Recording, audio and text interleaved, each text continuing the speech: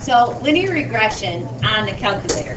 What we're going to do now is we're going to take the same data that we worked with yesterday, dealing with the low temperature and the high temperature, and now we're going to make the calculator do the work for writing the equation.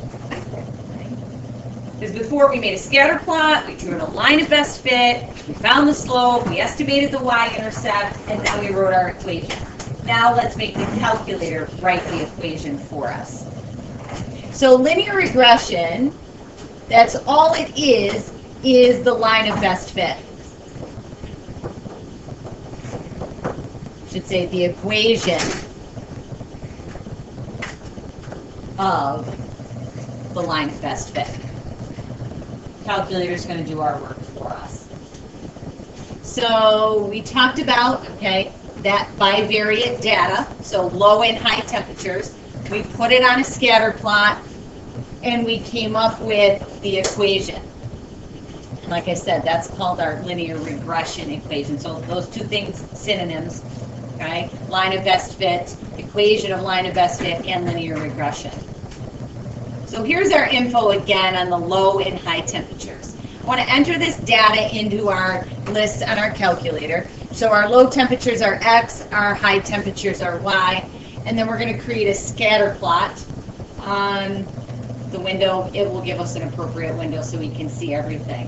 And then I want to compare this data, our scatter plot, to what we created in our last lesson, in lesson 6. Okay, so go to list and spreadsheets and enter in the high and the low temperatures.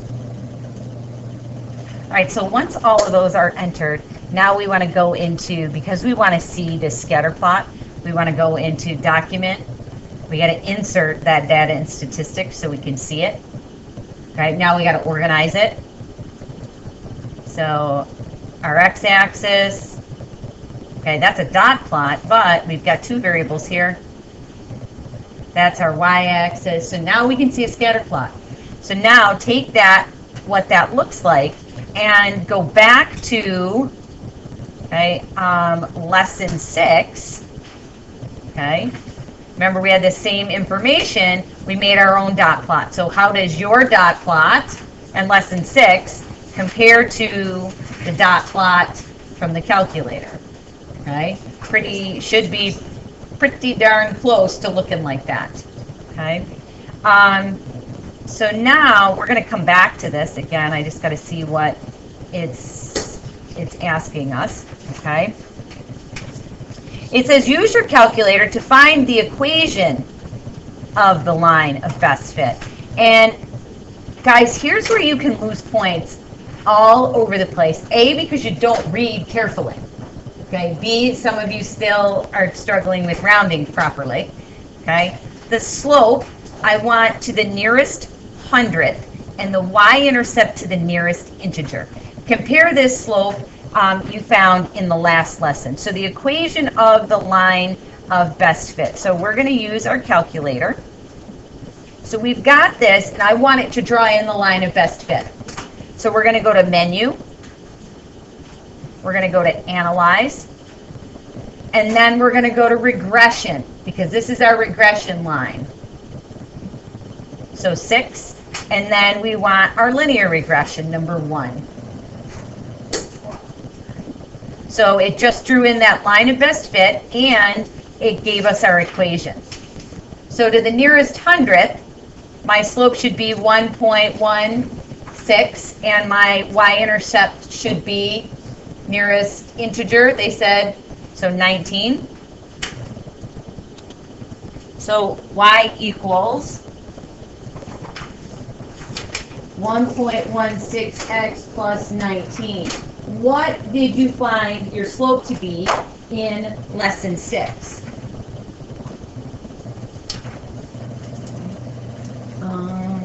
Lesson 6, here we are.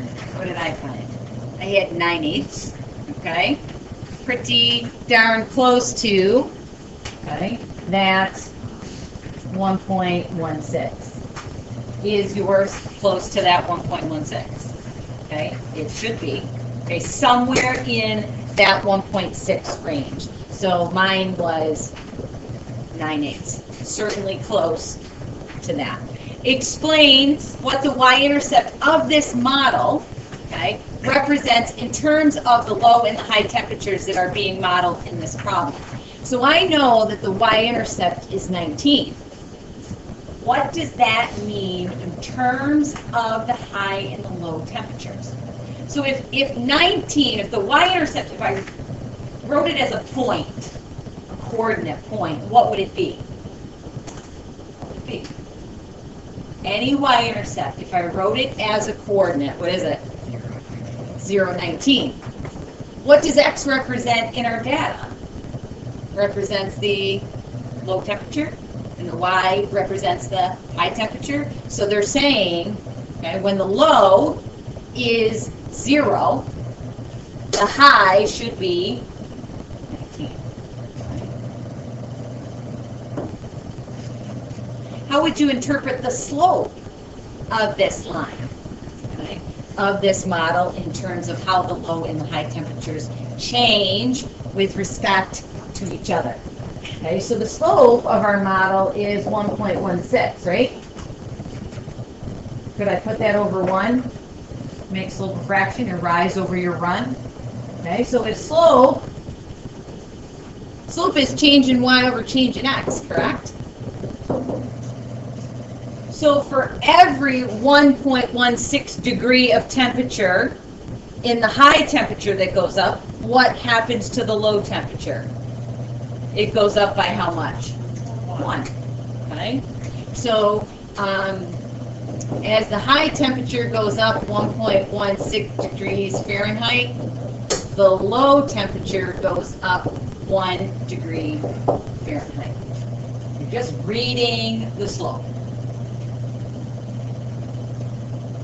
For every 1.16 degree in high temperature increase, there is also 1 degree increase in the low temperature. All right, so let's take some other information and talk about the weight in thousands of pounds of a car, and then, excuse me, the mileage per gallon. Okay, this is going to be key when we get down to some of the other questions. So there's 3.7, that's in thousands of pounds, okay, that means 3,700 pounds. Find the equation of the line of best fit using your calculator. Round both coefficients to the nearest tenth. Okay? List what the variables x and y represent in this problem. So my x is going to be the weight, the y is going to be the mileage.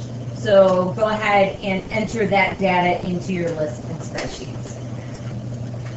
Okay, so you should have your, excuse me, your information entered in to your list and spreadsheets. Notice my X column, I typed it in exactly the way it was on our paper, okay?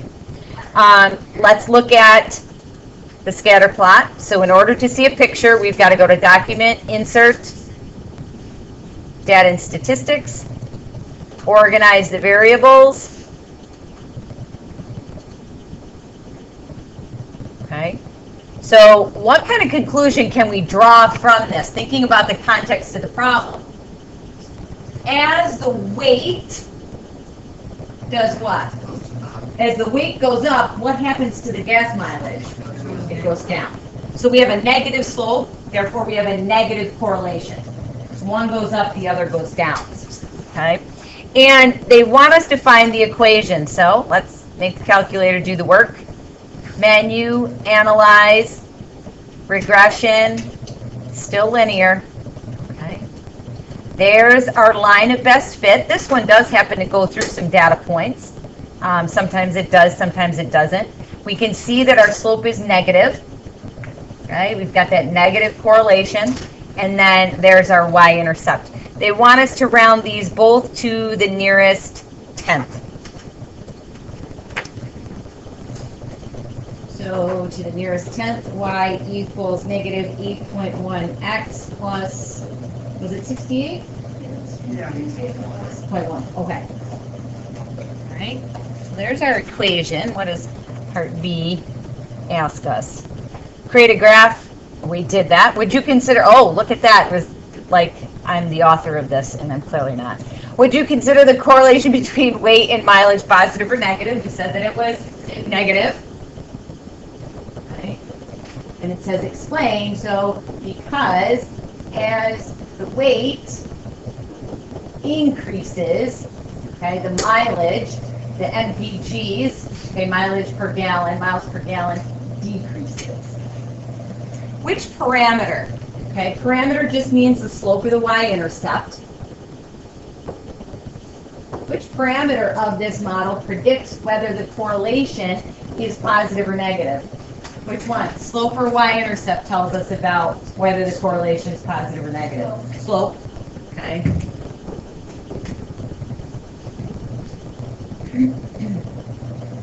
We just kind of described that here. Okay. And that.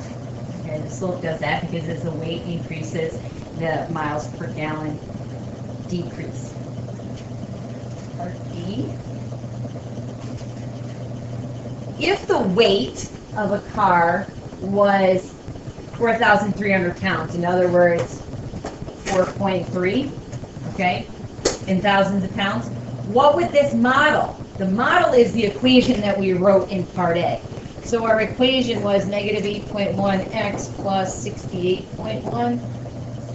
So if we know that the weight is 4,300 pounds, what would our model predict as its fuel efficiency? What would the model predict? I don't want you to look at the data and see what came out of it. I want to see what's the equation going to tell us the fuel efficiency is going to be. And then we've got to round it to the nearest integer. So the 4.3 is the x or the y? It's the x. So negative 8.1 times 4.3 plus 68.1.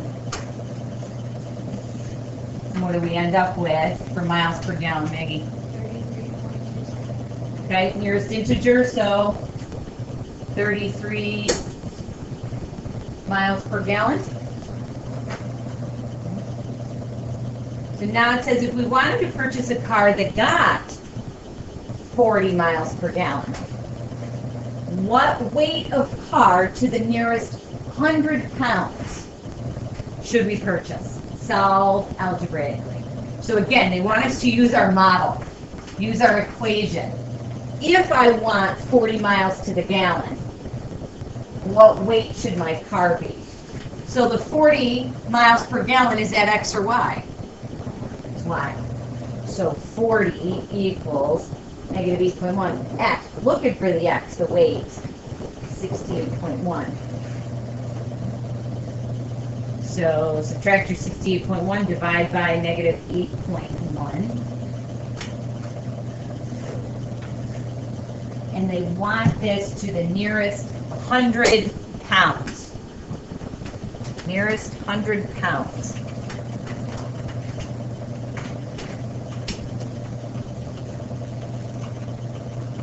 What do we got?